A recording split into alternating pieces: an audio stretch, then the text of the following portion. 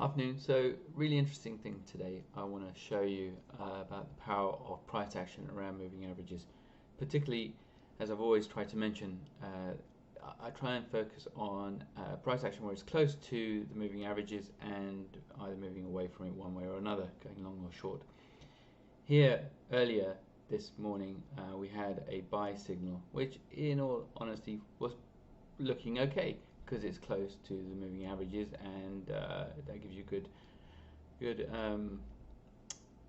I guess risk reward in terms of where you want to get out. Now the more important thing is here that we had CPI numbers coming out today, so of course check the economic calendar, and that would have told you that, and I didn't get in because of that, and I was going to be away from my desk.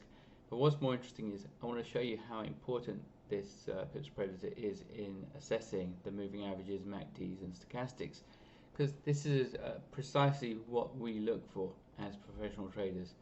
You've got a plan. The plan is you look for something that meets all your criteria. For me, it's moving averages close together and a price action which moves aggressively away from that moving average. In this case, the CPI numbers pushed this down.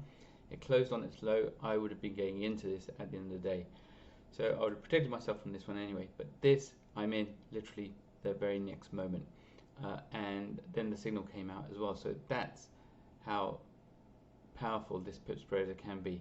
So the question is, you just need to, when you're frustrated, you got to have that plan that you're working on dictate your entry, your exit, and how and what you do in the middle of it as well. So this is a key example of why moving averages and this sort of price action works for me time and time again. Here's another example here where it did exactly that, so I think I can point it out. So here, was where it went up there, and here with the CPI numbers went down, closed on its low, and the next signal there I'm getting in.